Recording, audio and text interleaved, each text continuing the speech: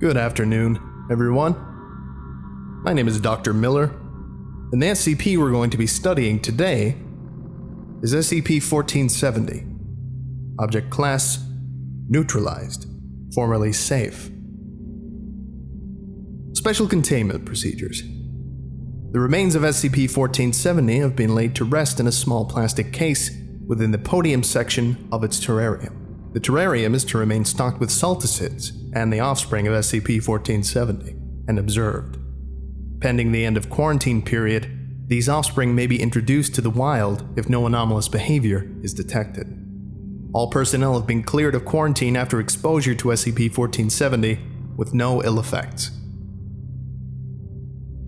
Previous containment procedures ended May 7, 2008. SCP-1470 is housed in a soundproof terrarium measuring 0.75 by 2 meters, 0.6 meters tall. The terrarium includes a small source of fresh running water and includes flora common to the Australian state of Queensland.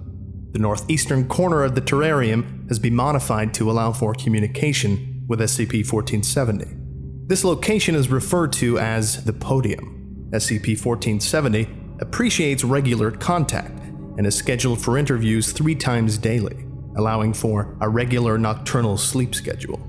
If personnel wish to conduct an unscheduled interview with SCP-1470 for any reason, they may do so by entering the chamber and vocalizing their intent to speak with SCP-1470, which will enter the podium or respond as it is able. It is not necessary to speak verbally when communicating with SCP-1470, but vocalization of words helps to convey meaning more clearly than thinking of abstract concepts and allows for easier transcription of communication.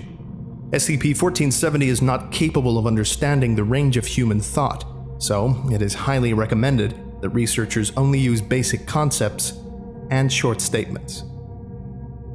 SCP-1470's terrarium should be stocked with a monitored population of mundane salticids, web-building spiders, and their own prey insects to serve as prey for SCP-1470. The best way to distinguish SCP-1470 from other salticids within the terrarium is to ask it to wave its arms. Personnel working with SCP-1470 must report for psychological screening on a weekly basis, for a period no less than a year after exposure. Description: SCP-1470 was a male fringed jumping spider, Portia fimbriata, recovered from Queensland, Australia. Its body measures 6.3 millimeters. In life, SCP-1470 was sapient and capable of telepathic communication with other sapient beings at a range of approximately 9 meters. Although SCP-1470 was otherwise not notably different from other members of its species in behavior or physiology. The Queensland population of Portia fimbriata has already been observed to be more intelligent than other spiders in its ability to solve problems and employ unique hunting tactics to capture its prey, which primarily consists of other spiders, both of the web-spinning varieties and other members of the Salticidae family to which they belong. Apart from its ability to communicate with research personnel, SCP-1470 displayed no behavior that was deviant from what is typical of the Queensland variant of Portia fimbriata. However, due to its anomalous ability to communicate, it is not recommended that any conclusions about the species be drawn based on the experiences with SCP-1470. Communication. SCP-1470's method of telepathic broadcast appears to assign terms on a best fit basis within the minds which receive its communications. When SCP-1470 refers to parts of its own body which do not directly correspond to human anatomy, the terms are adjusted based on its content. For example, while leg is a straightforward translation, references to SCP-1470's palp were typically perceived as arm by researchers.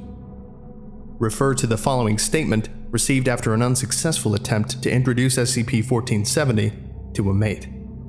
I went at the bloody harlot, waving my arms around to let her know what's what, but she wasn't having none of it. She smacked her lips at me and gave me a good drumming with her arms and legs.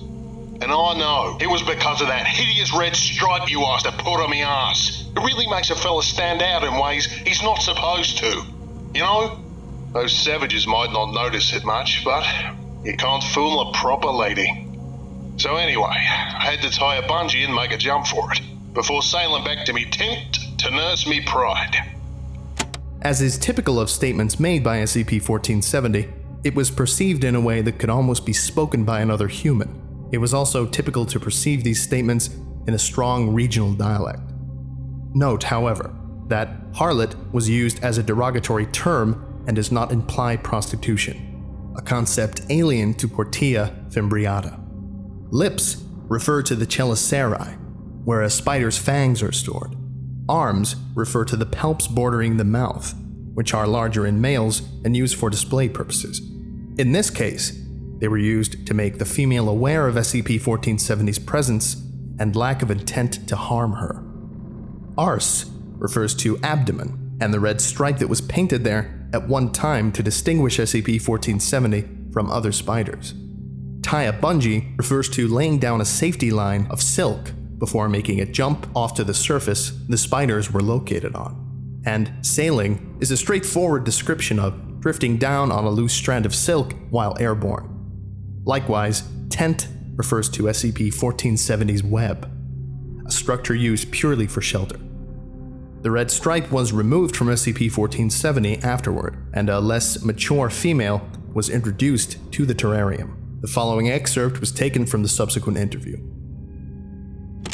Hey, not so loud, mate. You'll wake the little Sheila.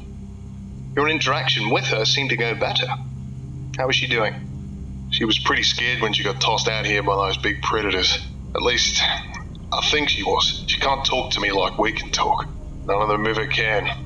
But she shows me she cares in her own way. She asked me back to her place and we're going to stay there until she's ready. Ready for what? You know, can't be a gentleman if we talk about it so plainly, you know? Not the way you guys do. Anyway, I guess I should say thank you. It's not what I wanted, but it'll do. You told me you wanted a mate. I told you I wanted a wife. A mate is a friend. We're mates, right?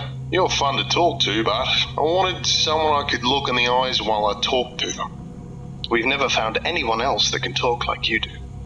Well, that's what separates us from the savages, right? You mean your prey species? Right. You're different from them, because you can talk like I do. I would never eat something that could talk. She can't talk, but I can tell she's like me. Just needs time to grow some. That'll be very soon. She'll probably catch more savages than me, too. We'll have good children, if that big old harlot keeps her distance. We've removed her from the area. I hope you didn't hurt her.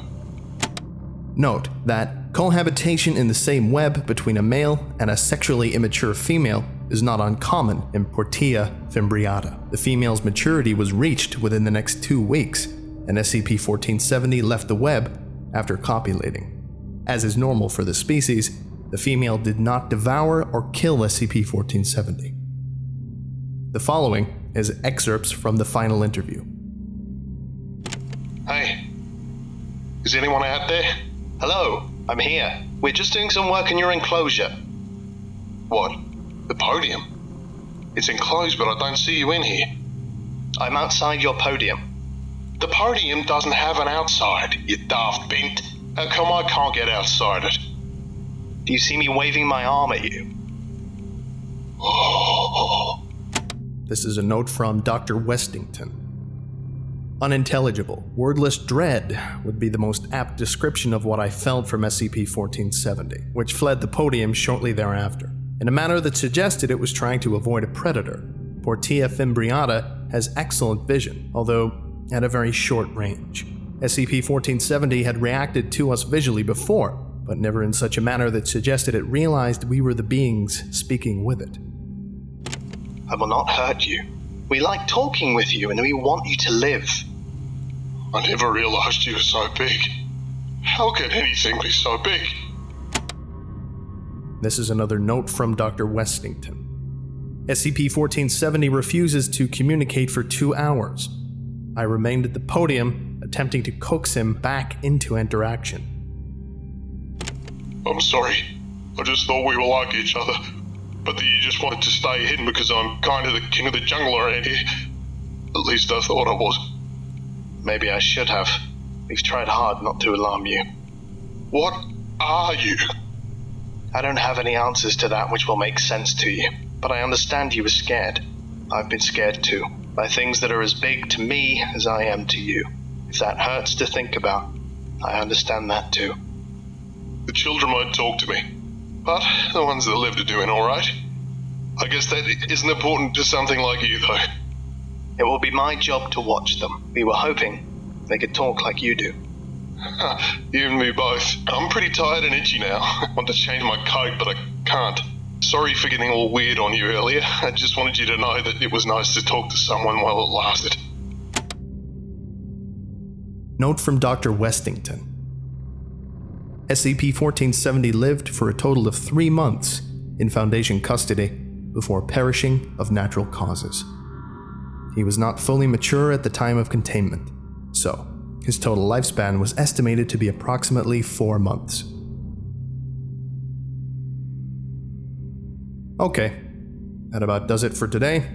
Thank you all for listening, if indeed you still are. Go away. I'm kidding. Goodbye.